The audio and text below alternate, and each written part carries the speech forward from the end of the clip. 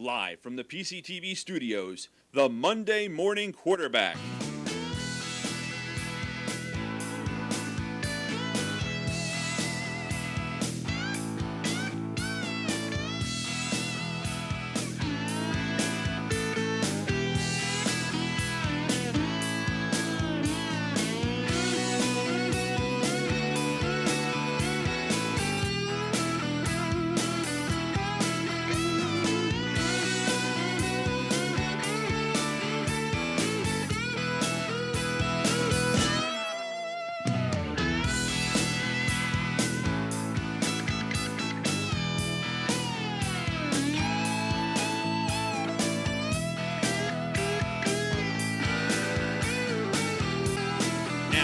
Your host, Dave Ridenauer.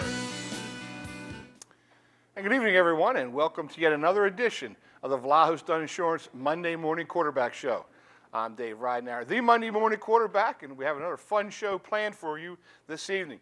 We're in the middle of October now, towards the end, where we're getting ready for playoff time. A lot of things happening here on the local scene.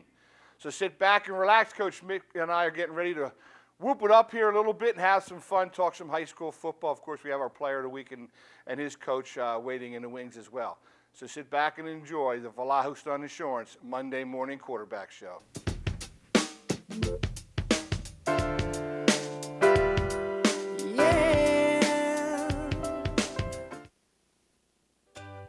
At Vlahos Dunn Insurance, we understand what moves people in business and in life, and we use this knowledge to better serve our clients. And we bring the same work ethic and commitment to our business as our customers do theirs. Vlahos Dunn Insurance, providing quality coverage to the Tri-County area since 1994. So call our knowledgeable staff.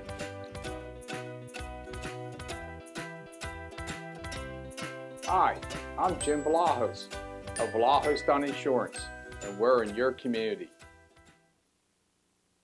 At long last, date night has arrived. and you want to make it something special. Something romantic You've heard a lot of great things about Panavino, in the new downtown district fine Italian dining, with a cosmopolitan flair. drinks before dinner at the bar? Why not? Then it's just us. Savoring the creations of Chef David Brennan. What's this? Dinner and a movie for two. Only $50? Panavino Italian Restaurant Truly is the beginning of the perfect evening. in the new downtown Reading.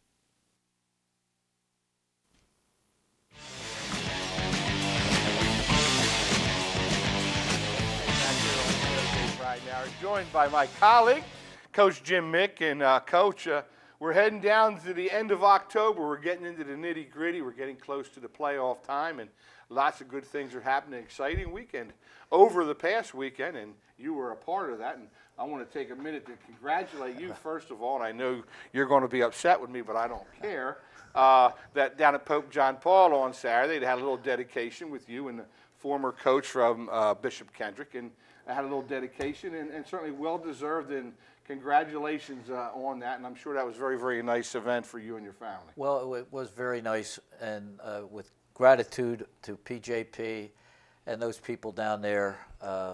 You know, the separation between the schools wasn't great at the beginning. I'm not going to talk about that, but it's good to feel that you're a part of something like that, because there is no Pius anymore. All we are is a legacy, and to be part of PJP and to feel that you're being wanted, it's a big help. It certainly is, and you are certainly a big part of the legacy that was left behind at St. Pius, and I'm sure that you talk to anyone, whether they're a student or a football player or whatever, you bring up Coach Mick's name, and they'll certainly have a story or something to say, that's for sure. But again, Coach, congratulations on that, and very, very deserving honor, and I'm glad it worked out for you. Watch who you're talking to. Oh, yeah, I got some good stories about you, that's for sure. Well, you know, Coach, each week before we get started, we usually look at our top five, and this week is no different. Let's get the top five up there. Again, brought to you by the Reinhardt boys. Ronnie and Keith Reinhardt, following their father's legacy, if you will. Deacon Reinhardt, Claude A. Reinhardt, back in the 40s, started his painting and paper hanging business. Now they're mostly painting, but I want to thank the Reinhardt boys again for their loyal support over the years as well, particularly with the high school football. And this week we have PV on top, as they've been all year. They've really done a great job, still undefeated. Springford moves back up into the 2 slot. Pottsgrove in the 3-hole, Upper Perk at 4, and Pope John Paul. 5 very solid football teams, and hopefully they're going to make some noise before the end of this year's over, Coach. But again, there's our top 5, again, brought to you by the Reinhardt Painters. Good football teams. Very good football teams. Yeah, we're hoping to see some district wins out of them, and so we can follow some stuff. I know you and I aren't ready to give up on the football season yet. You and I are used to at least working through Thanksgiving when we were players and coaches, of course, and hopefully we'll get some things going in November as well. Well, we're getting down to that big time of the year, the playoff time, and we have these crossover games coming up. We got the number 1 teams from each division playing against each other for the Pac-12 championship. And then we got the districts where we're going to have a lot of representatives, and creates a lot of interest for both of us. It certainly does. And let's look at the scoreboard, the Linfield National scoreboard, if you will. Again, I want to thank Robbie Kleckner and his gang.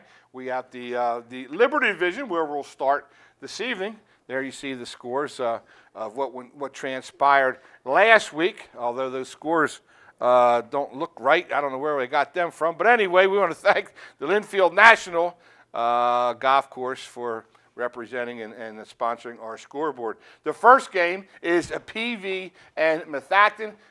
We had Ryan O'Toole on last week as Methacton had a big win, and he and Coach LaPree were very, very excited.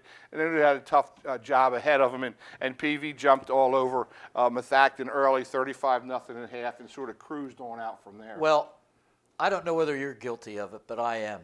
Whenever we talk about PV, I'm talking about the skilled kids all the time. Steven Serm, Jaworski, Owens, kids like that. I want to send out my congratulations because I know those kids themselves know it. It would not be possible that they have all those wins and all those statistics if it were not for the offensive and defensive line. We're talking offense, talking about the offensive line down at Perk Valley. Have done a great job all year. And they are where they're at because they do have skilled kids. But they also have those up front guys. Anybody that plays football and is a back or a receiver knows that you can't use your skill unless somebody blocks for you. Well, and we had in the beginning of the season in one of the big games when they beat actually Penn Ridge, a non-league game, that their defense was so impressive. Nick Marin, their middle linebacker, who has really had a solid season.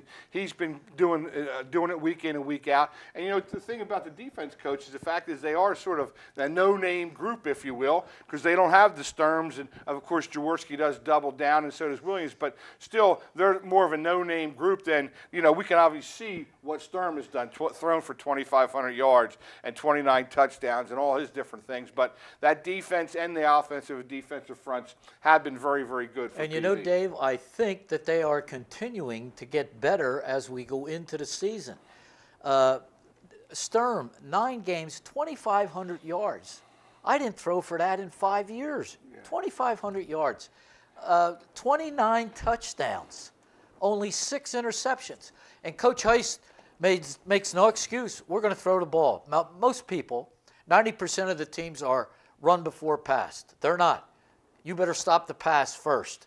And people just can't do it because they are very, very efficient in what they do. Well, they certainly have a complex offense. In high school, you don't see that many complexities offensively, particularly with the passing trees and all the different things they throw at it. But, when Jaworski went down for a couple of weeks, they thought they might miss a beat or two. They certainly did not. And Brendan Schimpf and some of these other kids really stepped up and took his spot. Now Jaworski appears to be back almost 100%, so that's certainly good news for PV, bad news for their opponents. But, with Williams and Jaworski and all those guys, they certainly do have a lot of weapons. And, again, they jumped out on Methacton, a team that they sort of have overmatched and sort of cruised the second half. But they got everybody healthy and ready to go. You know what, Dave, what I notice is, and I watch a lot of huddle, and I notice that they're very well coached, as most teams in this league are. But when teams come after Sturm, and you know what I'm talking about, up in through the A-gap, because he's only going to take one step and throw it. Okay, if they start doing that, then he starts sprinting out, gives himself a little bit more time to throw and get the receivers open. If they come off the corners with the outside blitzes, okay, then he takes his deep drop and is able to get the ball to the receivers. Well coached. Yeah, and again, Justin Jaworski, 52 catches on the year and over 1,000 yards and 11 touchdowns. So he certainly has done it back-to-back. He is a record holder in the Pioneer Athletic Conference for receptions and for yardage. So having him back is certainly a feather in their cap and something that they're going to look forward to again this weekend when we talk about that a little bit later. Now, Springford, again, a team that was sort of disappointed in their play a couple of weeks ago when they lost at home to Perk Valley, which was the big game of the year in the Liberty Division, to see who would play that #1 team in the crossover games and have a higher seeding in the districts. Boy, 2 weeks in a row now, it's shutouts. Walloped Boyertown the week before, went over to Bucktown at home against O&J Roberts, 38-zip at halftime. The Cats really didn't put up a lot of effort here in this game against Springford. Well, O&J, we've talked about them all year. They've been an enigma, and they were held to 6 first downs by a good Springford defense. They fumbled the ball 6 times. We're into the 6th or 7th game of the season. They lost 4 fumbles. They had 1 interception. So I know Coach Kolka and those people over there are scratching their heads, because I think you and we didn't think they'd win the league, but we thought they would be a little bit better than what they have played in this year. Exactly, and especially, hey, I don't know if they could beat Springford on any given day or not, but they should be able to play with them, and for them to lose 58-0 was very disappointing, I'm sure, to the Wildcat fans. You know, they have some individual players. We talked about Douliakis on the defensive line. We talked about Scherfel. We talked about the big quarterback they have. I mean, they have some kids who can play, and I just, you know, I'm scratching my head like you are, and I'm sure most of the Wildcat fans is how this happens to them. As you mentioned, only 6 first downs, only 60 yards rushing with the quality of kids that they have over there. 4 turnovers, 3 sacks. You know, you said about 6 fumbles. I think they lost 3 or 4 of those fumbles. Yep. You know, it's just one of those things where, wow, you know, O&J, it's a shame that they really haven't played up to their potential. But on the other hand, though, Springford is going on all cylinders. And the thing that I like about Springford in reading the statistics was, #1, no penalties. When you're going into these playoffs, it's crucial. No turnovers. And that's big when you can limit the turnovers and the penalties. 430 yards total offense. They had 4 running backs that averaged about 70 yards each running the football. And 19 first downs. So they're going on all cylinders offensively. And when you shut out O&J and some of these other teams, you're playing pretty good defense, too. They certainly are. And we had Danny Cassidy in here a little bit earlier, who was certainly one of the premier defenders in this league at that safety position. Now he's doing a little bit more offensively as well. He's catching some passes. But T.J. Pergine is a guy, Coach, who has really improved as the season has gone on. You know, some of the quotes that I talked to Coach Brubaker about is how he's getting better mentally every week. You know, he's got the physical tools. He can throw the football. He can make all the throws, actually. But mentally, he's reading the defense is better. He's finding those secondary lookouts. Well, the key with any team, and as you know this, being an ex-quarterback, the quarterback is key. And Pergine was a young player all year. Now he's got that experience, and I think that he's going to have to play good football as they go into the playoffs, because I think they're going to be solid on defense. I don't care who they play. And they're going to move the ball offensively. And Pergine was 8 out of 15 for 150 yards against O.J., 5 touchdowns. You don't have to have all those stats in the playoffs, but you're going to have to be consistent, and they're showing that right now. Well, you know, we talked about Sturm's numbers and things, and, you know, we don't get caught all up in that fantasy football, if you will. You know, we're more about the football teams and players. But, you know, he's thrown for 1,700 yards. He's completing almost 57% of his passes. And, again, you talk about the touchdown-interception ratio, 23 TDs to 7 interceptions. So he certainly is protecting the ball. Coach Brubaker, in the years that he has been down there, has done a good job with teaching the quarterbacks, and they seem to get better each year as they play. Well, he certainly expects a lot out of him, and he has gotten some really good results down there in Royersford. And the last game of the Liberty Division was Norristown with their first win of the season. They knock off Boyertown. There's another team, Coach, that has us scratching our head a little bit. You know, Coach Parkinson, he and his staff, they're good guys. They work hard, but they haven't been able to find an identity. They haven't been able to find a way to play. They started out with Cap at the quarterback, and he was their best athlete, tried to do a lot of things with him. And then they have this Matthias guy in there, the young sophomore. Now he's getting some time, some reps behind there, and Marcus Thomas. So they're still searching, and after 9 games, I'm sure it's a little disappointing over in Boyertown that they haven't really been able to find their niche. Well, you used the correct 2 words. What's in my mind is right combination. Sometimes, as a coaching staff, as you get into the season and things aren't going smoothly, if you make the right move, if you have the personnel, and you get the right combination in there, it can turn the whole season around. George has not, for some reason, maybe it's not there, been able to do it. They just do not have the right combination right now, and most likely it starts up front because we know Cap is very capable. He's a good athlete. The Matthias kid, when he plays, seems to execute pretty well. And they both played against Norristown with not much success. So, right combination. If you get it, you can turn it around. If you don't get it, you're in trouble. Well, again, I think you had a buzzword there as far as offensive line play. You know, they gave up 4 sacks. They hurried or rushed either Matthias or Cap almost every throw. They were in that backfield. They had threw for 2 more interceptions. And again, a team like Norristown, who hadn't had a lot of successes, but they got that momentum, they got that enthusiasm, and Coach Powell was very, very happy that his kids never quit, never gave up, and they really played well, particularly on the defensive side. Great balance for Norristown. Great balance. 135 rushing, 153 passing for a total of 288 yards. And they've seemed to come up and settle down on Isaiah Webb as the quarterback. He threw for 3 touchdown passes. They have a good receiver, and Elazer Hill, who had 3 catches for 2 touchdowns. So congratulations to Coach Powell and the Norristown football team for getting their first win of the season. Yeah, and I know Coach Parkinson wanted to break the score streak. 13 consecutive quarters without a score. They finally did score. If you're looking for little victories to get them fired up for the next week as well. But again, Boyertown on the bottom end of that. All right, Coach, let's look at the Frontier Division now. Let's look at the scoreboard again, brought to you by the Linfield National Golf Club. Our buddies down there, Davey Pasota and George Hoops, and, of course, the big guy, Robbie Kleckner. When's Kleckner going to give us, excuse me, I don't mean to interrupt, but when's Kleckner going to call here and offer us 2 free rounds? All right, 2 free passes. My friends and I play down there all the time. Absolutely. He never says go ahead out and play for free. Well, we're going to You figure think he that would? out. We're going to hook that up, that's for sure. But we're going to thank him, first of all, for helping us out here on the show. And we're also going to take you up on some golf there.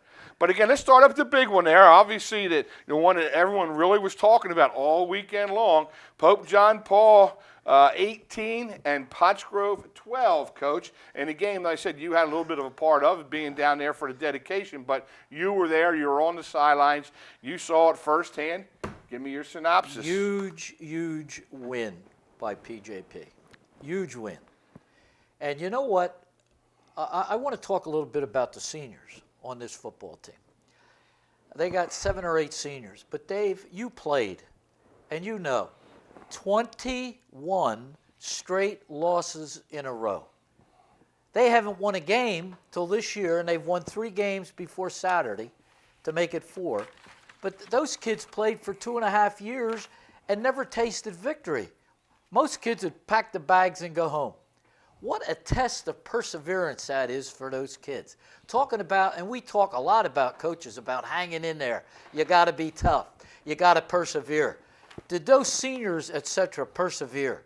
And what a great football game they played, because they beat a good football team. Yeah. They didn't beat just anybody. Yeah. They beat the #1 team in their division. Correct. I mean, give me a break. They were good, and they had their backs to the wall. They hung in there, And defensively, I thought they were outstanding. And you had De Laurentiis on here a couple weeks ago. I've never seen him that much. He is a polished quarterback who's always making plays. You can't tackle him. He's always got his eyes upfield. And they got a couple kids that can catch the ball like Dan Cerrone. And they had a little sophomore by the name of C.J. McCafferty. Yeah. He must be 5'6". Yeah. He caught everything. Yeah. And he was really, the week before at Upper Perk, he was a shining star on special teams. He did a nice job in the return game as well, the young sophomore McCafferty. But Sereno does do a nice job running the ball coming out of the backfield. I'm not sure how Brandon Knox is doing, but he had been a kid He didn't play, so he was a little banged up from the game before. But he's a guy that really helped out the run game. Without him, that sort of hurts a little bit. But, defensively, they gave up one big play to Faison, who I think is maybe the premier player in this league from the running back spot. And other than that, they had him bottled up. Well, defense, I'm glad you brought defense up because they wouldn't have won the game if it weren't for defense. Nick Yerger, he's about 5'6", about 130 pounds. He made the first 4 tackles of the game, and then he makes the big tackle with 4th and 1, along with 2 other kids. Sean Brennan was outstanding on defense. And a kid by the name, I just remembered his number, Nick Galbraith. Nice-sized kid, number 75. He was all over the field with Yerger and the rest of the guys on that defense. And with 4th and 1, they came up with that big play, and there was nothing but jubilation on the sideline. Yeah. And they're coached by Tony Yerger on defense, one of our guys. One of your at guys. Pius. I know he's always been one of your favorite guys, that's for sure. But 4th and 1 on PJP's 9-yard line with 31 seconds to go. And Finn, who is certainly a very capable athlete and one of the leaders on Pottsgrove, tried to get outside around the left end, and he ran into a whole bunch of the Pope John Paul Golden Panthers, and they took him down before he could get that first down. And as you mentioned, they were able to run the clock out, and it was jubilation on their homecoming afternoon and all the other festivities that were going down there. And a huge win, the first time in school history that they knocked off the Grove. So a big, big win for Rory Graver and his gang. I still, at my age, I still learn from the kids. And they taught me nothing but perseverance and heart and what I talked about before. And you come away, I know that's a tough loss for the Grove. That's tough. They don't feel like going through that. And they'll be ready this week, I'll guarantee you. But to see that after 21 straight losses before this season, boy, the whole school was ecstatic about what happened. And again, it also makes it a lot more fun to practice. You can't wait to get out there again. The kids are excited. I'm sure there is enthusiasm in the hallways. I'm sure Rick Pennypacker's going to have a tough week of practice. Those kids better be ready. 12 penalties for 135 yards, 7 15-yard penalties, and all the other miscues that Pottsgrove made. It's going to be tough over there in Pottsgrove this week. You know, Dave, and what stands out, we know Pottsgrove always has a good line, and they can run the ball. In due respect to PJP and how they play defense, Pottsgrove had to throw the ball 16 times. They haven't thrown the ball 16 times, and God only knows when. Probably the last time they came up short, that's for sure. That's when they have to rely on that pass game. But, again, hats off to Rory Graver and his gang down there, and the Johnnies with a big win. Upper Marion has played a little bit better here at the end of the season as well. They finished 2-3 in their division, 3-6 overall. And again, Phoenixville is a team. Coach Brisblatt liked his team. He thought, Garcia and Rossman and Nassau Green and all those kids, they were going to do some things this year. But boy, they come up small. They lost 27-14 and finished the year 1-4. In the Frontier Division. That's surprising. They're an enigma, and we've talked about that before the game. I don't understand what they do have some quality players at the skill position. Maybe they just don't have it up front. They struggled. They could not cash in early in the game on outstanding field position. One time they started on something like the 7-yard line. They couldn't push it in with a running back like Garcia. He's got all kind of yardage, outstanding back.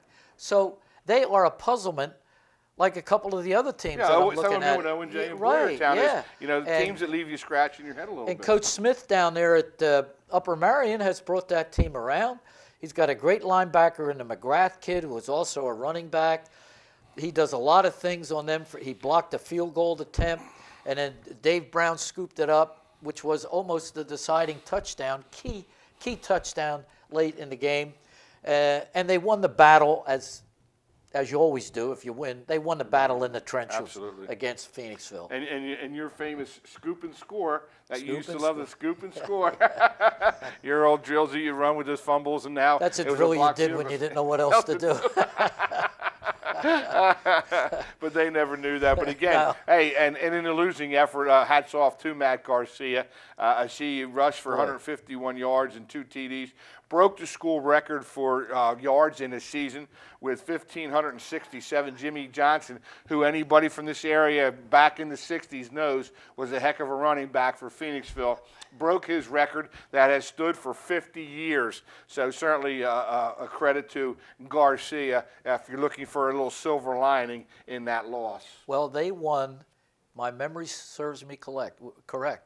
We weren't in the Chestmont back then, but Phoenixville, with Paul Tomko as the coach and the Johnson kid as an outstanding running back, I'm almost positive they won the Chestmont League Championship that year. Well, and you know how good that league yeah, is. and they were always was. good. They had the Thorntons and the Ford Bays and Jimmy The Johnson. Morgans. Yes, and a guy by the name of Harry Barr. I mean, they had a bunch of really good athletes and a lot of good players at Phoenixville back in those days. And then, of course, the last game that we're going to talk about here is the Upper Perk and Pottstown game, as Upper Perk appears to be on a little bit of a roll here now. They won 2 big games the last 2 weeks, knocked off Pope John Paul 2 weeks ago, and now they knocked off the Trojans 43-16.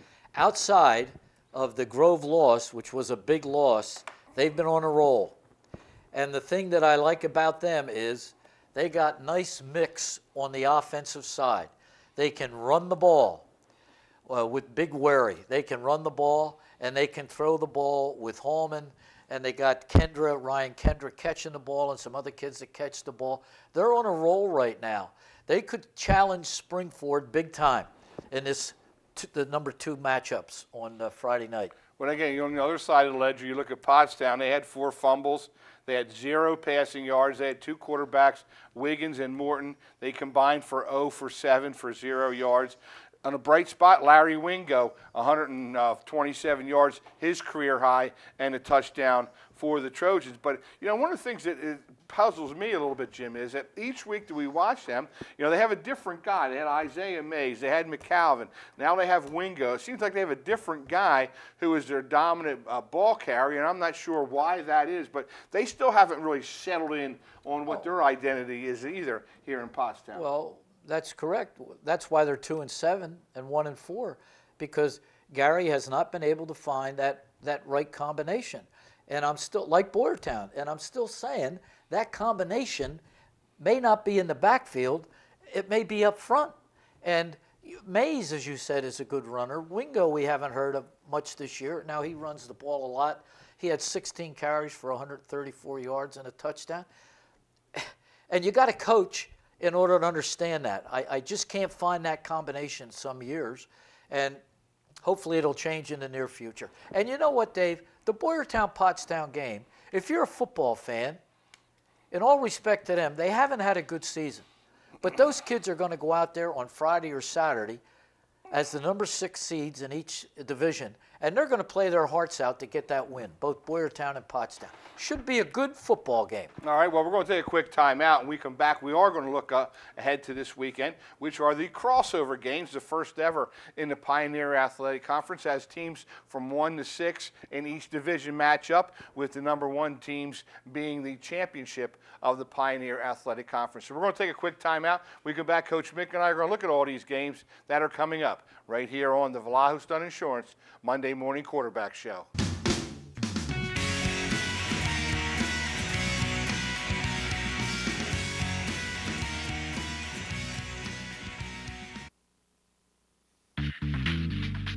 Fred Beans Ford of Boyertown is located on Route 100, just 2 miles north of Boyertown.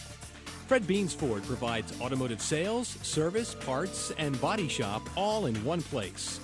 They're open 6 days a week. Fred Beans Ford in Boyertown can be reached at 800-222-0243, 800-222-0243, or online at fredbeans.com.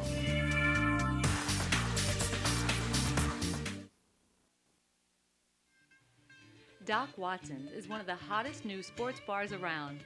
Located next to Zern's Market in Boyertown, Doc's offers something for everyone. From live entertainment to countless draft beers, from great burgers to the new outside patio, from the numerous TVs to the friendly Doc service. Doc Watson's is the place to be. So stop by Doc's today for a leisurely lunch, a quick cold beer, or a great bite to eat on a nice fall night. Doc Watson's. Welcome to the office of John H. Greismeyer Jr., where we believe in the value of relationships. We take pride in giving you the assistance you need, where that involves income tax, payroll, or financial statement preparation. Located in Boyertown, we're committed to meeting the needs of the people in our community, and our team of skilled financial professionals look forward to working with you. John H. Greismeyer Jr. Call us or visit our website now.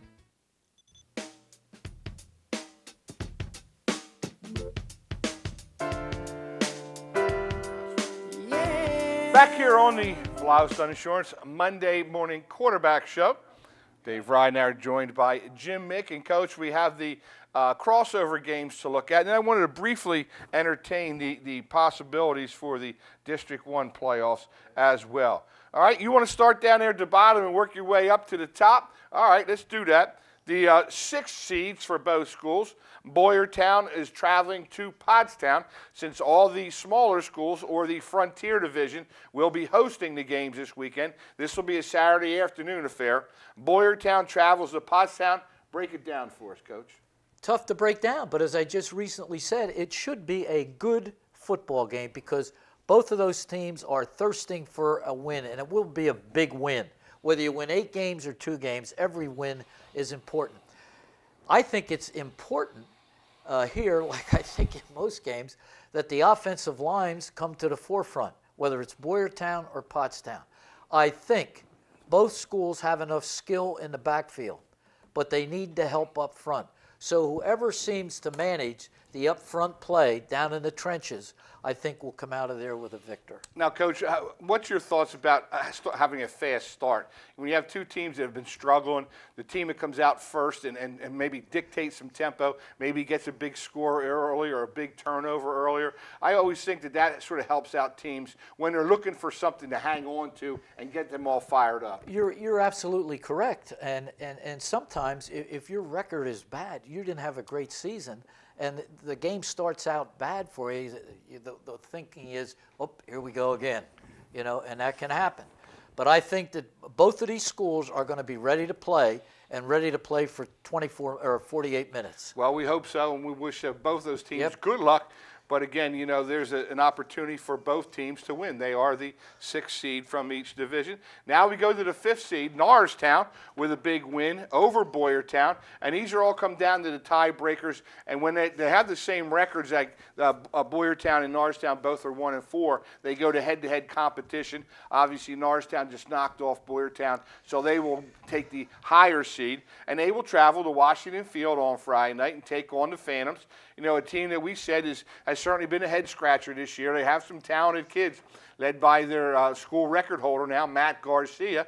What does Norristown have to do to win this one? Norristown has to do the same thing that they did last week against Boyertown.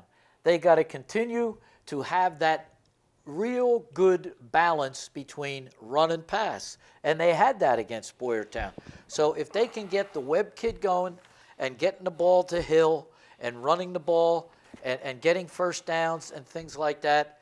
And Phoenixville, on the other hand, has got to, when they get turnovers and they get the ball in good field position, they have got to take advantage of it, which they haven't been able to do, especially last week. And they're still giving up an average of a little over 30 points a game. So if Coach Brisblack can sort of tighten up that defense a little bit and not try to outscore the other team or put pressure on Troy Rossman to try to score so many points, maybe that'll help their offensive game plan as well by holding the other team down.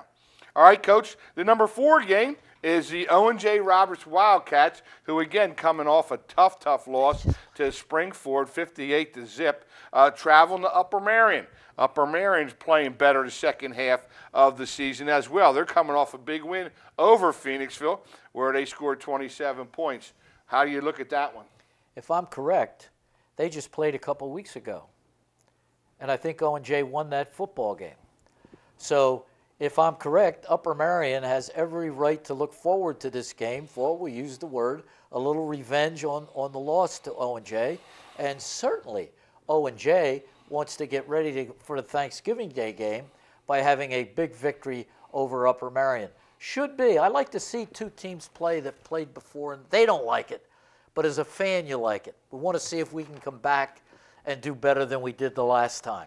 Yeah, if O&J can get a little bit more consistent play from their offense, certainly a quarterback at 6'5" who can make all the throws. Again, Hunter Scherfel, certainly a quality player. Duliakis, who one of the premier players from that defensive line. So see if those guys can put it all together and play a good game at Upper Marion Friday night.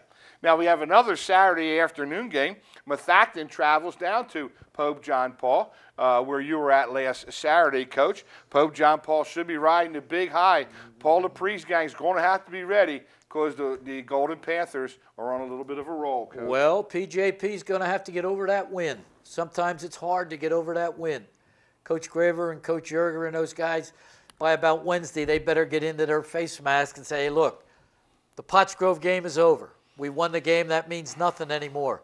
The big game right now is Methacton, and we got to be just as ready to play because there's more at stake in this game. And I think if PJP can continue to play solid defense with the people they have and cut that De Laurentiis kid through, and they got some good little receivers, I think they can give Methacton all they can handle. Well, Ekman, the quarterback, certainly, Jason Ekman, has certainly come a long way and done a heck of a job. Ryan O'Toole, who we had last week on the show, and some of his buddies as well, need to step up and play very, very well on both sides of the ball. As I said, Pope John Paul certainly has some momentum going into this one. Pope John Paul, we know Coach LaPree, and he'll have that team ready. And there's another team, Coach. You talked about the Johnnies down there not quitting and having their issues. The seniors hung in there. Again, Methacton is certainly a team who has struggled over the last couple of years, and give those kids a lot of credit, too. They haven't quit on their coach or their teammates and their school. All right, we're going to the number 2 seeds now. Springford on a big roll, won 2 games in a row since they got beat by Perk Valley with a combined score of 110-0. They're traveling to Upper Perk. Upper Perk, again, a team that can score, but certainly their defense seems to be a problem as they're giving up over 30 points, 31 point a game, Coach, and you certainly don't want to get into a scoring match with the Springford Rams. Well, I didn't tell my son this. He told me this last night on the phone. If we don't take Upper Perk seriously and prepare very hard for this game, we could be in deep trouble because they're on a roll. They feel good about themselves. They can run the ball. They got one of the better quarterbacks in the league. They got some good receivers. They got that big Wary kid that can run the ball. So if Springford comes in there thinking ahead to next week, it may be a long night. It may be, and it will be at Upper Perk, so maybe Upper Perk can get their student body all fired up and have a game. They do have a brand-new turf field the last couple of years, so they have some things going on for them down there as well. Keep your eye on Ryan Kendra. He could be a difference maker at both wide receiver and defensive back. And then, of course, the game that will be shown right here on the PCTV Network Sports Channel. It will be the number 1s. It'll be Perk Valley, undefeated yet, 9-0, 5-0 in divisional play, traveling to Pottsgrove, licking their wounds a little bit, coming off a tough loss to Pope John Paul at 4-1 and 6-3 overall. They will host the first ever Pioneer Athletic Conference championship game. Should be a great championship game, as it was last year with Springford and PV. You know, there's that old axiom in most things you do that you don't want to play somebody good after they've had a tough loss. And the Grove certainly had a tough loss, and I know Coach Pennypacker and that staff, and the kids, because the kids over at Pottsgrove have a lot of pride in their program. They're going to be ready to play. And I think there's one key, and we certainly know how good PV is. But the one key to the game that I think is if Pottsgrove, and this is what they do well, if Pottsgrove can run the ball and move the chains, not necessarily scoring all the time, but moving the chains and keep that juggernaut of an offense down at PV off the field, then they got a chance. Keep the ball, keep the game close. Go in at halftime, the game's close. We're in the game. Go through the third quarter, we're to the fourth quarter, we're still in the game. Now we can win it. And I think that's how the Grover underdog, any underdog, has to look at that game. Well, Pottsgrove is the #1 rated defense in the Pioneer Athletic Conference. They're giving up about 203 yards, total yards per game, and obviously Perk Valley, the #2 rated offense in the league. They're they're averaging 410 yards a game and 38 points. It certainly is going to be a contrast of styles there. Rick Pennypacker known not to like to throw the ball too often. You mentioned Finn had to throw it over 15 times in the last game because they had to try to come back from a loss, and Perk Valley certainly not afraid to throw the football. You know, Dave, one of the things that I noticed on Saturday down there is Pottsgrove completely shut the run game of PJP down, and then PJ had to throw the ball. But I thought the matchups that PJP had with McCaffrey and Danny, I thought they did a good job of getting themselves open in that man-to-man defense that Pottsgrove likes to play in the secondary. And De Laurentiis, with his movability, has the ability to get himself open when they do put the good rush on. So that's going to be an interesting facet of the game itself. All right, Coach. Well, we're about running out of time here.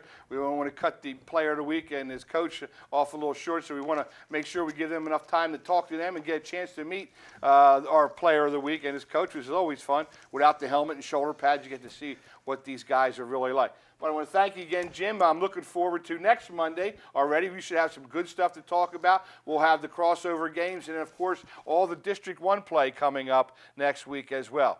For Coach Mick, I'm Dave Reinauer. We're going to take a quick timeout. When we come back, we do have the Player of the Week right here on the Vlaho Stone Insurance Monday Morning Quarterback Show.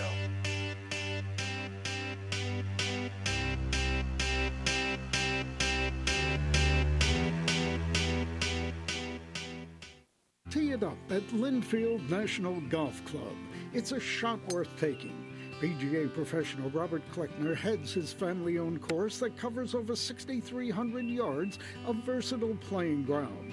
Located near the Linfield exit of Route 422, Linfield National drives competitive play at competitive rates. Stop for a cool one at Mulligan's, then swing an ego stroke on the simulator course. Take the video tour. The newly remodeled and renovated Creekside Sports Bar and Grill sits on the Landis Creek Golf Course. Featuring live entertainment and weekly specials, the Creekside offers something for everyone. Discounted beer and wing prices during all Eagles games brings a being at the game feeling. With tailgating, big screen TVs, and wearing your team colors, you can bring the fall spirit to Creekside. So stop by the Creekside Sports Bar and Grill and see all the fun things it has to offer.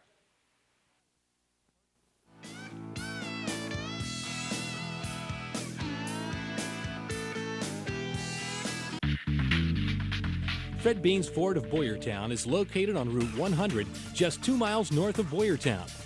Fred Beans Ford provides automotive sales, service, parts, and body shop all in one place. They're open 6 days a week.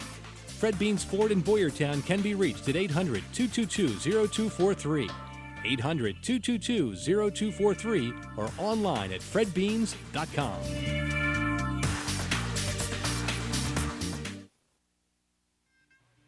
Doc Watson's is one of the hottest new sports bars around. Located next to Zern's Market in Boyertown, Doc's offers something for everyone. From live entertainment to countless draft beers, from great burgers to the new outside patio, from the numerous TVs to the friendly Doc service. Doc Watson's is the place to be. So stop by Doc's today for a leisurely lunch, a quick cold beer, or a great bite to eat on a nice fall night. Doc Watson's. Welcome to the office of John H. Greismeyer Jr., where we believe in the value of relationships. We take pride in giving you the assistance you need, where that involves income tax, payroll, or financial statement preparation. Located in Boyertown, we're committed to meeting the needs of the people in our community, and our team of skilled financial professionals look forward to working with you. John H. Greismeyer Jr. Call us or visit our website now. At Vlahos Dunn Insurance, we understand what moves people in business and in life, and we use this knowledge to better serve our clients. And we bring the same work ethic and commitment to our business as our customers do theirs. Vlahos Dunn Insurance, providing quality coverage to the Tri-County area since 1994. So call our knowledgeable staff.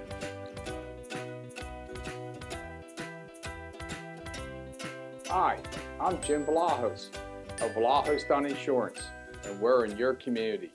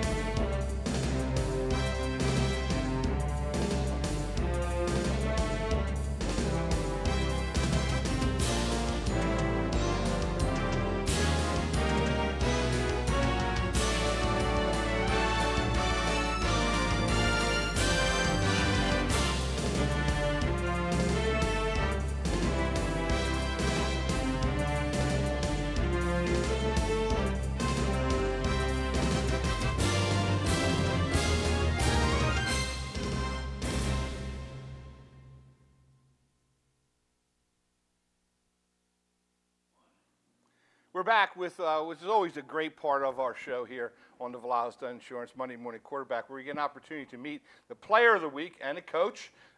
Today we have a sort of a special situation for us. The player of the week from Pope John Paul with that big win, the first ever in their school history over Potts Grove. We have Nick Yerger, who is a fullback / linebacker, and his father, Tony, who is the defensive coordinator. So we have a pretty neat thing here with a father and son. First of all, guys, congratulations and thanks for stopping by. Thanks for having me. Thank you. All right, Nick, here we go. Let's talk a little bit about your senior season. You had some tough go. Coach Mick and I talked about it a few minutes ago about how it was sort of tough. You didn't have a lot of success, but you were close, but you couldn't win those games. Tell us a little bit about your mindset, you and the rest of some of the seniors coming into the year this year. Well, we always did face adversity in years to come, and we would always want to face each game with a better mindset to think of the positive in each game and just forget about all the little mistakes that we would come through in each game and forget the last plays, and then always just move forward and just keep doing it. Now, this year you did something a little bit different. You guys trained with a CrossFit thing. According to Coach Graver, I talked to him, and because you do have a lot of guys that play both ways, and endurance, and because you're one of the smaller schools. Tell us a little bit about that. I know you wrestle and do other things, but tell us a little bit about your off-season training as well.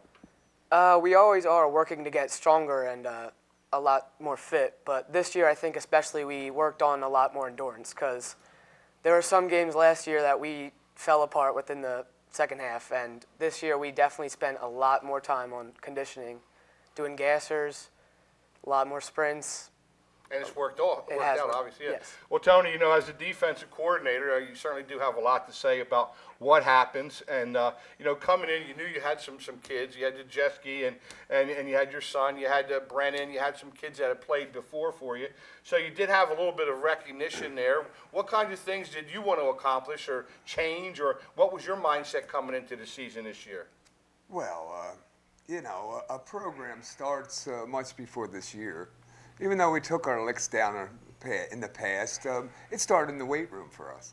So once these guys were in the 10th grade as our seniors, and they believed in what we were doing and really lifted every day, we got stronger.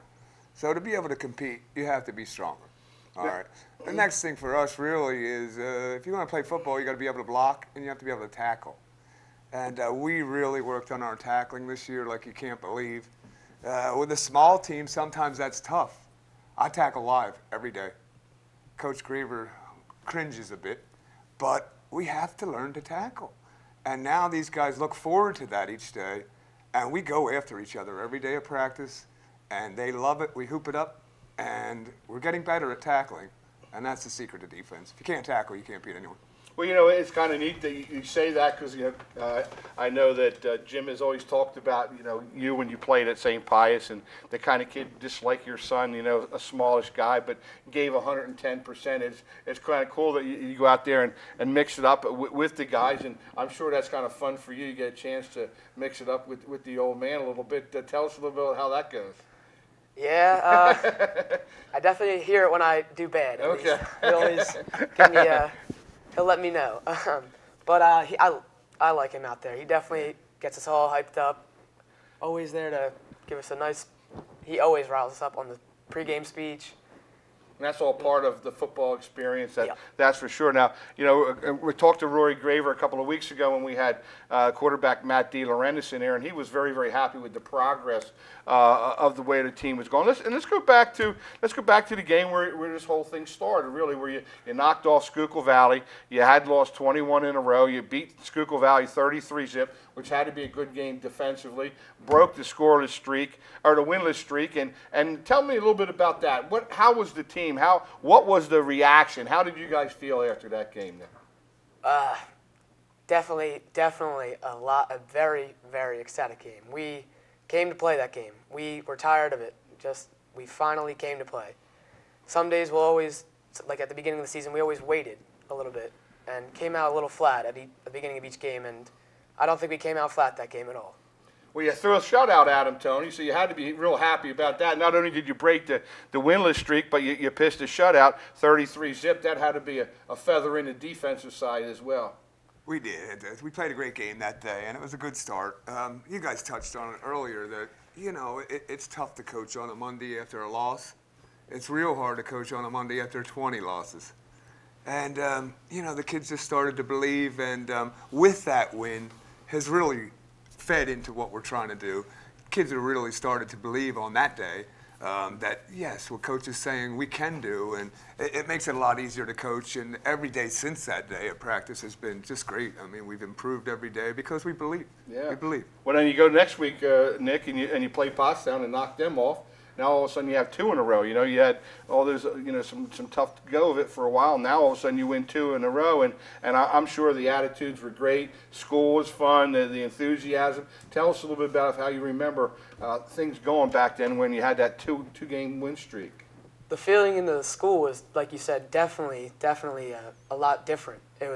Everyone was all like, the football team, the football team. It was so much different than what it usually was, and started to get fans, and then each game after that, more would come, and then practices, like he would say, would just get increasingly, like, more fun, and you're looking forward to it. It's not tough to get out there, whether it's too hot, too cold, you know, my foot hurts, you know, all those little things that magnify when you're not doing well. And then you got Phoenixville for the next game, and you end up knocking them off, Tony, and so you got, all of a sudden now you have a 3-game win streak going, and tell us what was going on.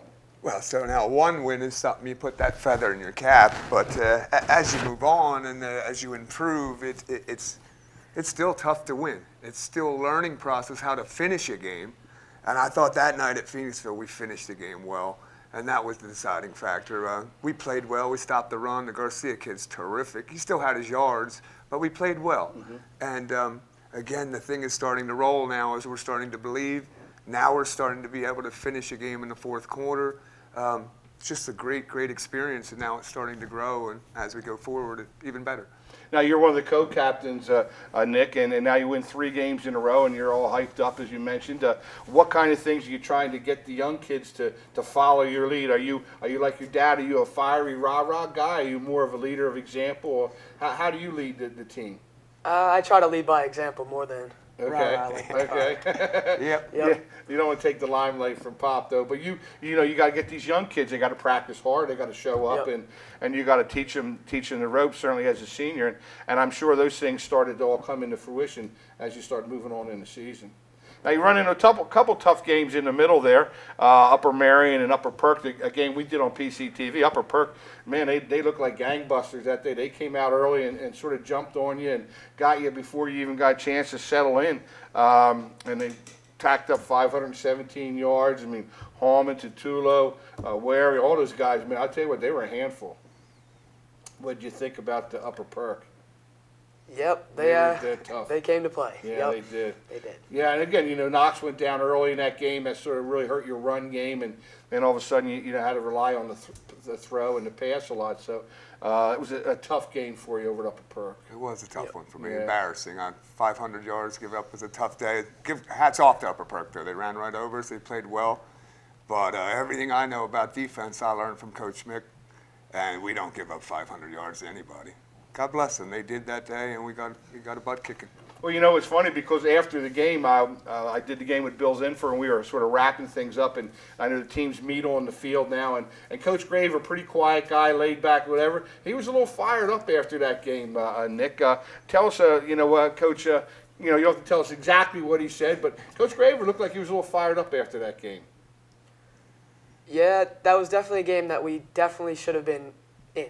It should have been a close game. It should have been a winnable game, especially after coming off all these wins. And I think we kind of just felt happy with our 3 wins before that, and we just sat back a little bit and let them play their game. Complacency's no good. You have to get better or you get worse. And Tony, obviously now you're going to play for the game that you had circled on the calendar.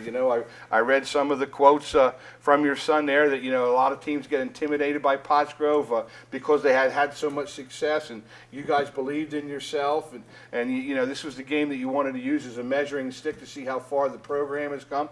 Tell us a little bit about this week leading up to the Pottsgrove game, Tony. What kind of things did you think you could do, particularly on the defensive side of the ball, to try to slow them down? Well, they're a handful all the way around, so we don't want to get too full of ourselves, but certainly we knew Faison would be quite a challenge, a terrific young man, young running back. And certainly we keyed most all week with our tackling, and how the heck are we going to shut this kid down or slow him down? And keep him out of the end zone was our main goal for sure. We knew he's going to get his yards a bit somehow, but we think we did a good job pretty much about keeping him out of the end zone. Again, you don't want to say too much of the, we Right. thought if we could stop the run and force them to pass, it would be in our favor. It seemed that we did that by the end. It played into our hands a bit. Not to take anything away from Finn, he still had a bunch of beautiful passes and completions. He drove them right down the field at the end with the pass, and came back to stuffing them at the end there. And if you want to learn how to win and finish games out, my goodness, it was a huge step for us in that way. And they're a terrific team. We just had a good day, and a lot of what we worked on came to fruition that day. Well, you play both sides, Nick, and do you watch a lot of film? How do you get yourself ready? I mean, do you have to prepare a little bit more defensively because you're out there making a lot of calls? Tell us a little bit about your preparation for a game, particularly a game of this magnitude against Pottsgrove. We do start by watching film on Mondays with all the team, but then after that, film is like you do it at home. But during practice, we tackle and work on the fundamentals, both on offense and defense, holding the football on offense and tackling on defense. But more on defense, we definitely focused on the team run for the Pottsgrove and focused on that. Well, Faison did have one long run, but other than that, you had him pretty well bottled up. 22 carries for 65 yards. He did have a 70-plus yard touchdown run, but that's certainly a heck of an effort. And I'm sure you knew that not only did you have to bring your lunch pail with you, but everybody had to get a hat on the ball as well. Yes. Yes, we definitely did. Had to get a piece of Faison. That's what he said. I get a piece of Faison. That's good stuff. Well, now you guys get out. And let's talk a little bit about the game. And Tony, and I'm sure it was, Coach Mick wants to downplay a little bit, but I'm sure it was neat. It's your homecoming game, and your old coach is getting some recognition down there, and you can remember back to when you played for Jim Mick. You said you learned a lot of different things from him. I'm sure the whole atmosphere of the day was pretty awesome. It was a wonderful day all the way through. To have Coach Mick on the field in the locker room. It's been a long time since he and I have been on the field together. So it was an awful special day for me. My whole family was there, and everybody. Coach is high in our standards for sure, and we were just excited to see him and have him on the field, and gave us a special little feeling as we walked out on that field for sure. Yeah. Now, Nick, could you, even though you didn't play for Coach Mick or didn't know Coach Mick, but your father certainly did, was it a little special day with the homecoming and the field dedications and things for you guys? Yes, definitely the feeling was in the atmosphere that day. And I've heard plenty of stories about Coach Mick from my dad. He always would tell me how great of a coach he was, but the feeling was definitely there. Yep. That's awesome. It's an awesome thing, and you guys pulled it off, and here it is. Here we go. So here's the play. I wish I would have been down there calling it. It's 4th and 1 from the 9 with 31 seconds to go. Finn rolls out to the left end. I make the play. You make the play. That's awesome. Now, did you have were you keying on him? Or what were you looking for at 4th and 1? Were you sort of thinking phase on it first, or there you are in your linebacker position? What's going through your mind at this point? I was at first a bit shocked that I saw an empty set really with the one fullback blocker, but as soon as the play snapped, my partner in crime, James Butler, my end on my side all the time, he took the lead block and left it right open for me.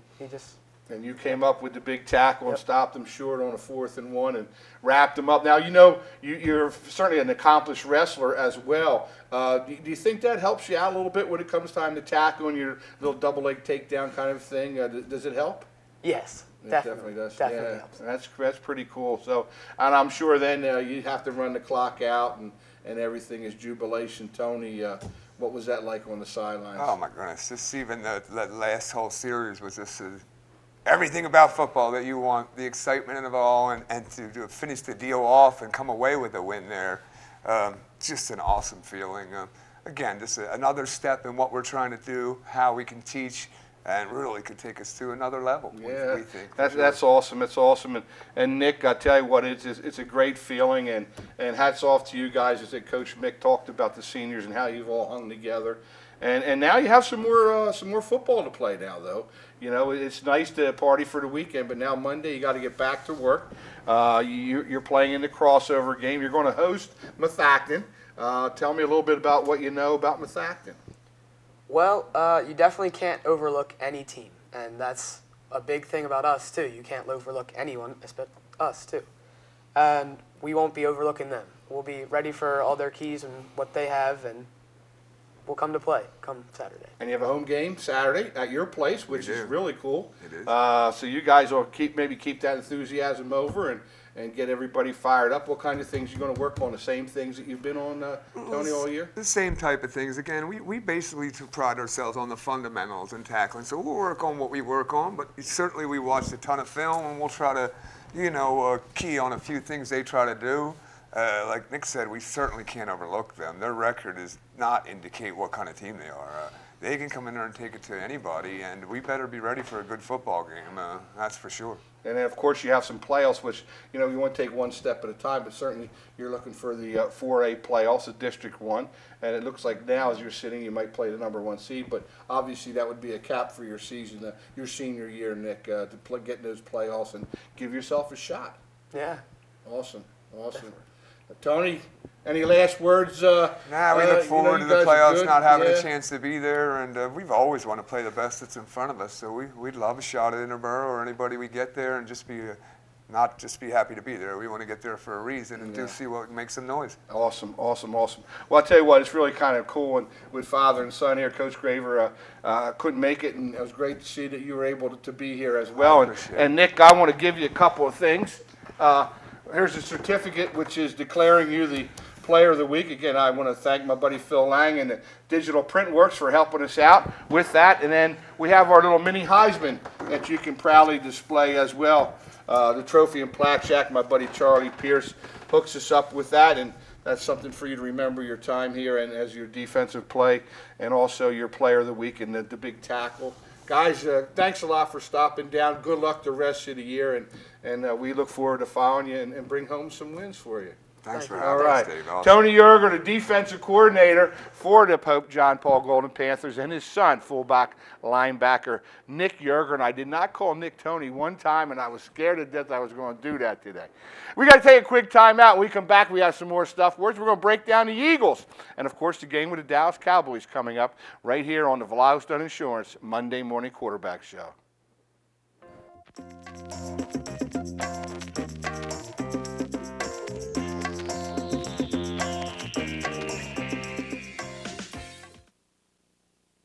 Long last. Date night has arrived. And you want to make it something special. Something romantic. You've heard a lot of great things about Panavino. In the new downtown district, Fine Italian dining. with a cosmopolitan flair.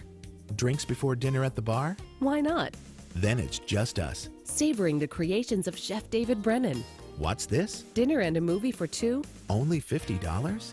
Panavino Italian Restaurant Truly is the beginning of the perfect evening. in the new downtown Reading. Doc Watson's is one of the hottest new sports bars around. Located next to Zern's Market in Boyertown, Doc's offers something for everyone.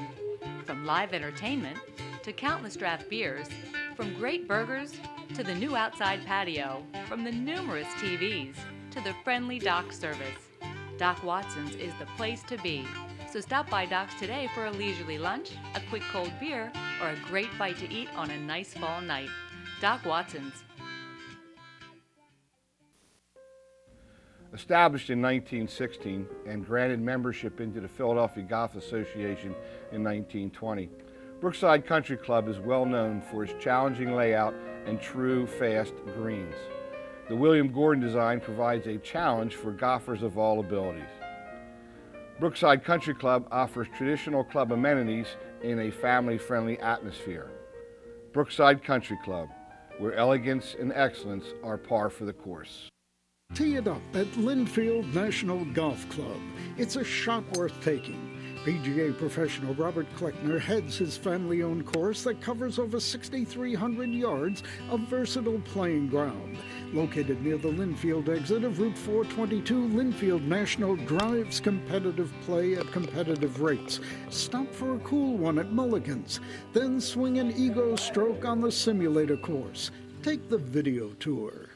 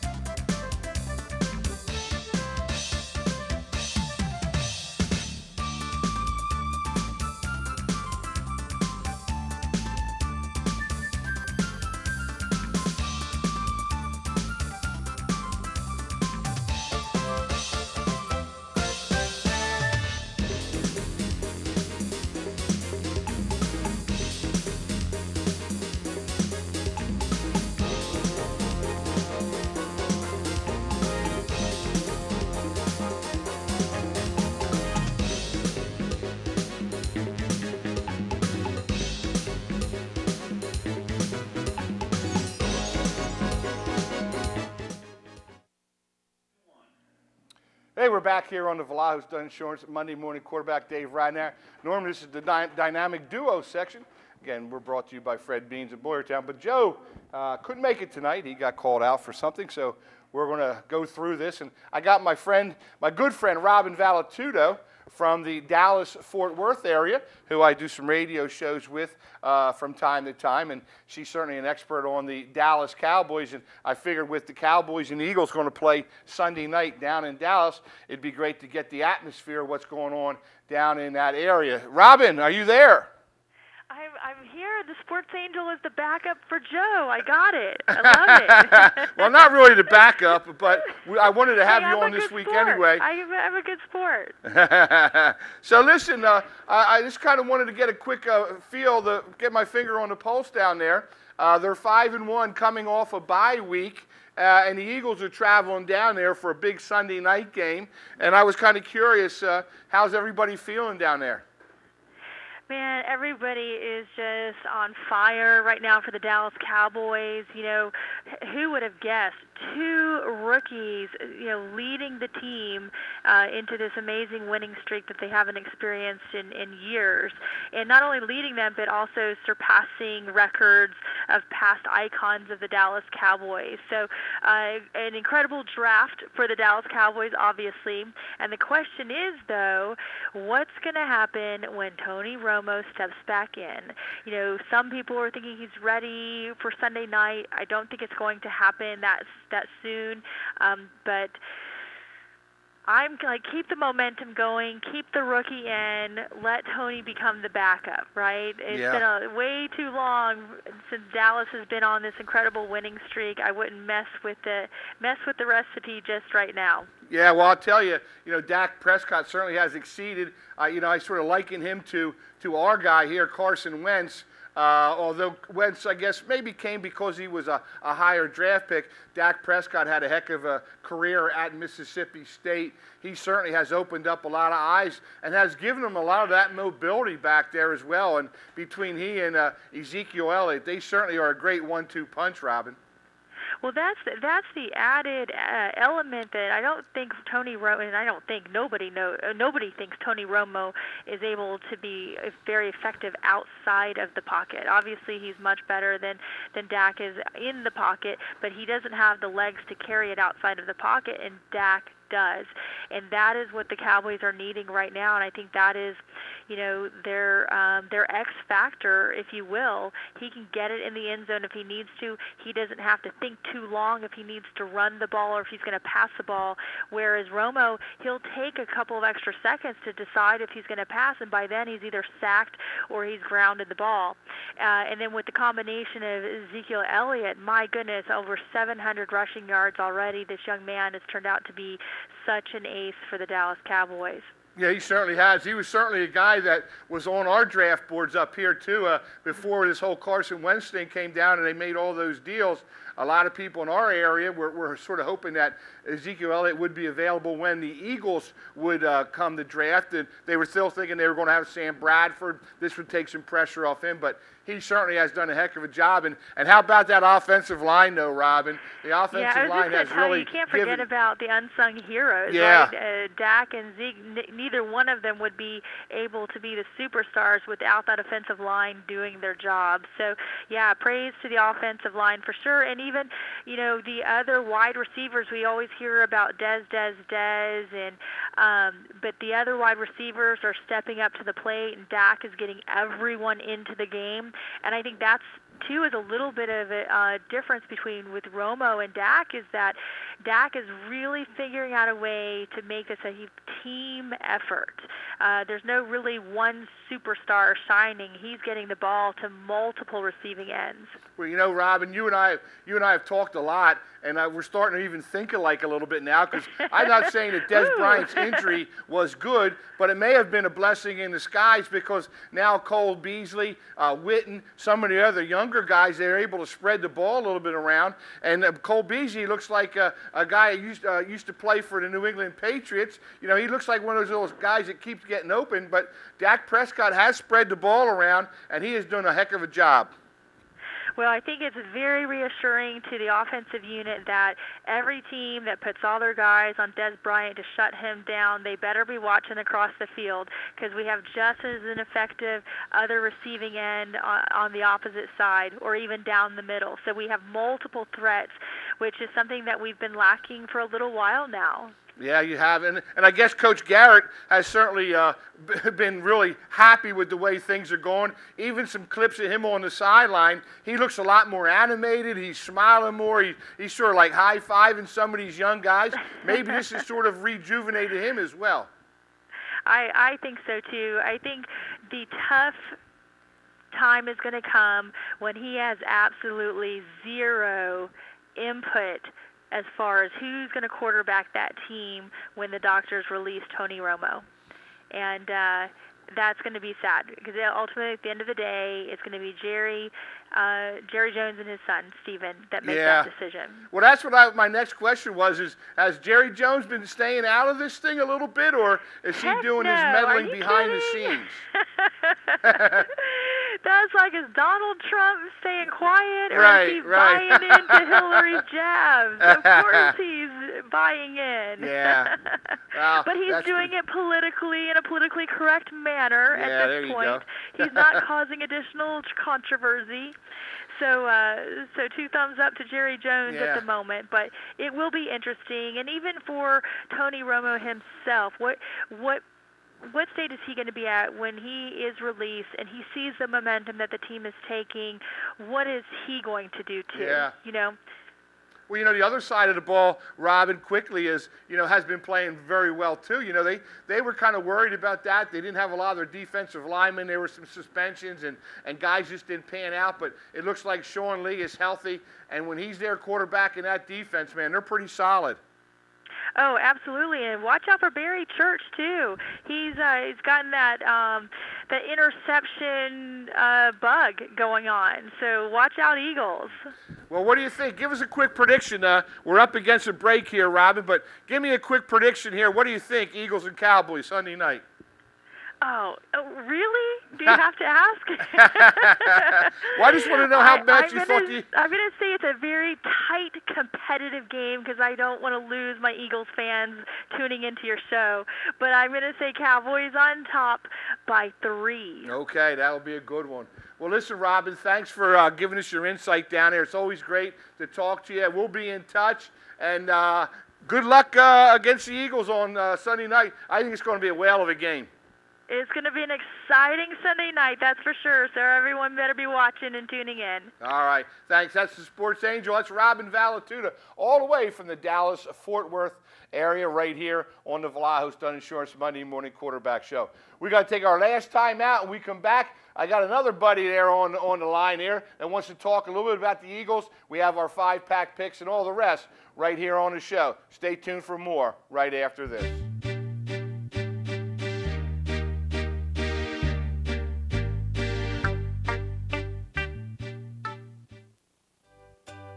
At Vlahos Dunn Insurance, we understand what moves people in business and in life, and we use this knowledge to better serve our clients. And we bring the same work ethic and commitment to our business as our customers do theirs. Vlahos Dunn Insurance, providing quality coverage to the Tri-County area since 1994. So call our knowledgeable staff.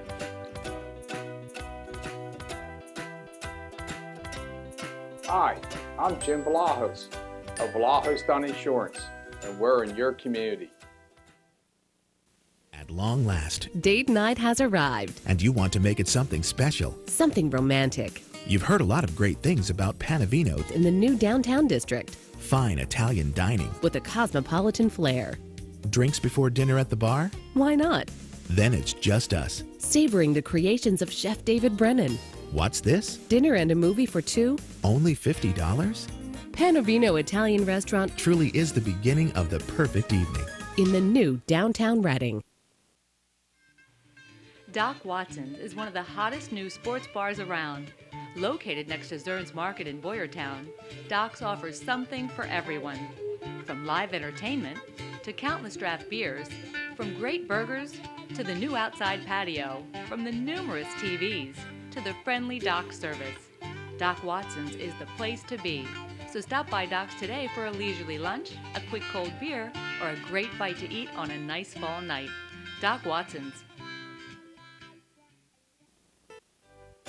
The newly remodeled and renovated Creekside Sports Bar and Grill sits on the Landis Creek Golf Course. Featuring live entertainment and weekly specials, the Creekside offers something for everyone. Discounted beer and wing prices during all Eagles games brings a being at the game feeling. With tailgating, big screen TVs, and wearing your team colors, you can bring the fall spirit to Creekside. So stop by the Creekside Sports Bar and Grill and see all the fun things it has to offer.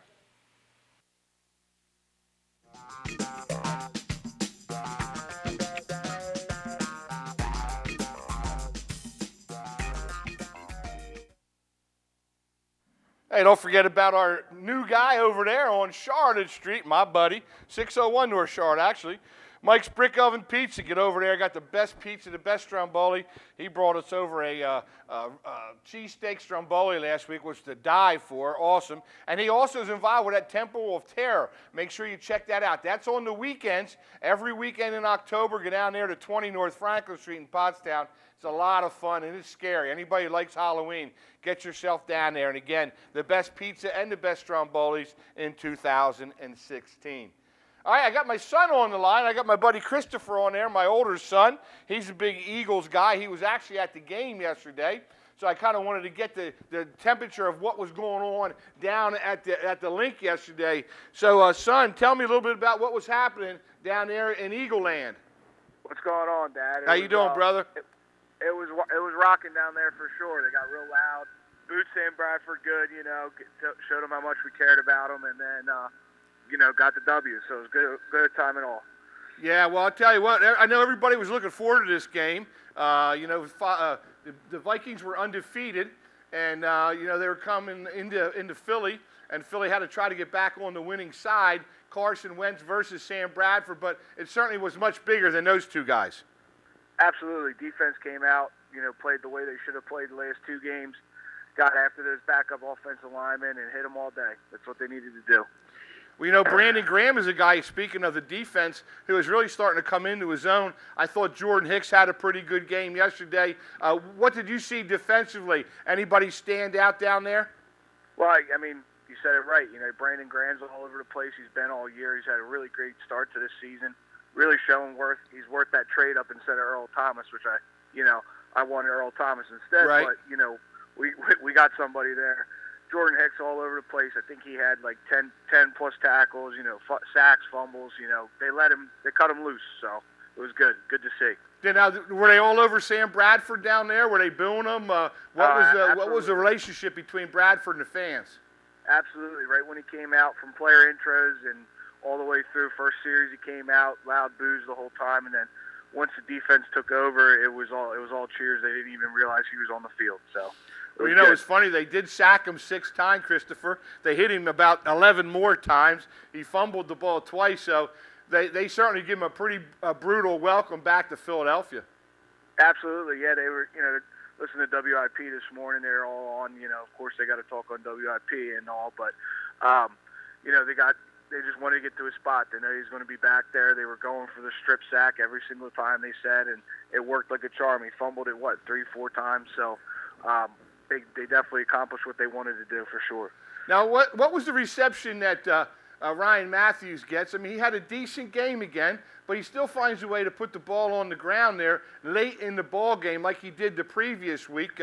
What's the attitude and the feelings about Matthews down there? Well, I mean, it's a little bit, it's give and take. You know what I mean? They this week, they recognized the fumble, but it kind of wasn't as big as an impact, obviously, as fumbling with the Lions. And, he's a grinder. He's that physical back, and he's going to have a lot of contact, and they're going to be coming after that football. So he's just got to do a better job of protecting it, Yeah. So. All right. Well, listen, Christopher, each week on the show, we do give a game ball out.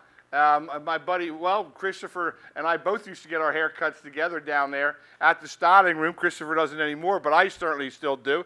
And he knows Paul, and Paul is a sponsor of the styling room. I was wondering if anybody really stuck out in your mind that you'd like to give the game ball to. I think you just got to do the defense in general. The whole defense as a whole just showed up. You can't really pick one. They're all over the place the whole time, and I mean, if you got one that you'd want to pick, I mean, any one of them, I feel like you could. So, I'd say the defense as a whole. Well, you're starting to get a lot smarter because this is exactly what your daddy had written down on his sheet here. At the Eagles' defense, they had 6 sacks, they had an interception, 3 fumbles, and so they had a lot of things going on. And so I had that for my game ball as well. So all that work I did was just starting to pay off. Hey, like I said, Chip, I guess I did listen once in a while, right? Well, I tell you, I don't know if you can watch this or not, but we got a good picture of you on the screen there when you intercepted the ball at St. Pius that Monday afternoon and you returning it. It's got a pretty good picture of you. Yeah, that was about a 3-foot return. That's all I could really go. Showed some of that 4.9 speed. Yeah, right. That 4940. Hey, listen, son. Before we go, we do our 5-pack picks too, which I know you're aware of, and Panavino up in Reading, my good friend Dave Brennan, who's on Sky High because of his son plays for Pope John Paul, and they knocked off Pottsgrove for the first time in Pope John Paul's school history, 18-12 over the weekend. So he's certainly riding the big high. But we want to thank Dave and all the guys up there for all he does. And here's our 5-pack picks, son. Tonight's game: Houston and Denver. Who do you like? I'm going to go Denver. Okay, you're going Denver. I'm going to go Denver too. I think they're going to knock off Osweiler and the boys. The second game is New England at Buffalo, the only team to beat New England so far, but it's at Buffalo. At Buffalo, I'm still going to go Tom Brady right here. I'm going Tom Brady too. I usually pick against Joe because I know I always win when I go against him, but you look pretty good so far. Green Bay travels to Atlanta, which all of a sudden is an interesting game. Yeah, you know what? I'll give the home team that one. I'll go Atlanta there. We're in the dome, nice and loud. They got the weapons. Rodgers not playing well, so I'll go with Atlanta. Okay, well I'm going to go opposite of you this one. I'll take Green Bay just to try to change things up so we don't pick all the same ones. Hopefully Rodgers will get his act together because he has been really in a slump this year. This is an interesting game all of a sudden. We have Washington at Cincinnati. We got the Redskins traveling to take on the Bengals. Cincinnati. Okay, I'll go opposite of that one with you again. You can have Cincinnati. I'll take Washington. And, of course, it comes down to the last game. Eagles at Dallas. Well, I can't take Dallas, so it's got to be the Eagles, right? All right. I got the Eagles as well. How do you break that down? We got about a minute left, son. How do you look at that game? Well, they got to win the line of scrimmage. Don't let Dallas control the game with their big offensive line and Zeke Elliott and, get after them and hopefully that, they can get some pressure, they generate some pressure and win that line of scrimmage up front. They should be in it at the end. Well, I'd like to see Prescott be under some pressure, see how he does with Brandon Graham and all the guys after him. I'm hoping Connor Barwin can step it up a notch. Maybe Vinnie Curry can get after the quarterback. Fletcher Cox, I'm hoping Benny Logan can come back. I think Benny Logan is going to be huge in the middle. Yeah, definitely. Benny and Fletch really work well together as well, too. They sort of have a chemistry together where one's playing well, the other seems to play well, too. So I agree with you. I like Benny and the boys up front. All right, buddy. Well, listen, I want to thank you for filling in tonight and coming on, and hope maybe we'll get you in here on the set one time, and you and I can have a little longer talk about things. But I appreciate it, and let's root those Eagles in, and we'll have a good time. Absolutely, Dad. I can't wait. All right, buddy. Thanks again. That's my son. It's my son Christopher, my older son, and want to thank him for helping out. He loves the game as well. He gets down as many Eagles games as he possibly can. Well, I'll tell you what, we got a lot in tonight. We had a lot of fun. Again, I want to thank Robin Valatuta, the sports angel from the Dallas-Fort Worth area. It's always great talking to her. My son Christopher, of course, Coach Mick. And wasn't that great to see Tony Yerger and his son Nick here on the set, father and son, with our player of the week and his defensive coordinator, father coach. That was pretty cool as well. Hey, we look forward to next Monday. Remember, the Pottsgrove Perk Valley game, which should be a big one, and we're going to feature that right here on the PCTV Network Sports Show. For Dave Ridenauer, this is the Vallejo Stun Insurance Monday Morning Quarterback Show.